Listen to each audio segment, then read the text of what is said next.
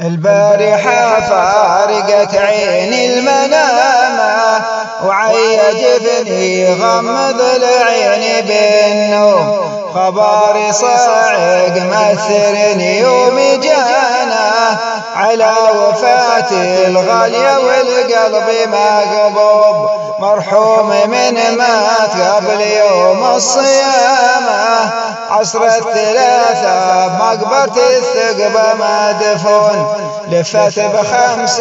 قماش بياض خامة وساروا خلف الإمام عليه يصلون، وضعت بالقبر تراب لها وسادة والمشايعين أخذت ترايب يهلون، حطوا على القبر من فوقه علامة لأجل الزيارة من بعد لا يزورون، حطوا على القبر من فوقه علامة لأجل الزيارة فيما بعد لا يزورون، والعين هلت دمعها بغزرة بعد الدفن ومشيعين اللي يعزون،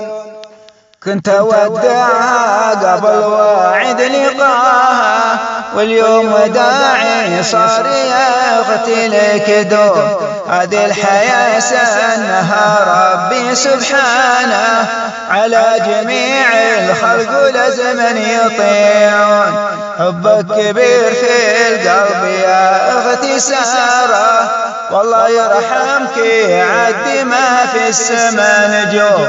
قذفت الدنيا وجلالك والسجادة ما كان هم محفوظ إلى حد ذا اليوم، ريحتك فايح عطرها بكل مكانه والبيت أظلم بعدك بالحزن والهموم، والحياة بعدك اليوم ما تطاقه مهما عطوني ملك كسرى وقارون، والختام صلوا على النبي وآله نبينا محمد أشرف الخلق والكون، والختام صلوا على النبي وآله نبينا محمد أشرف الخلق في الكون، نبينا محمد أشرف الخلق في الكون.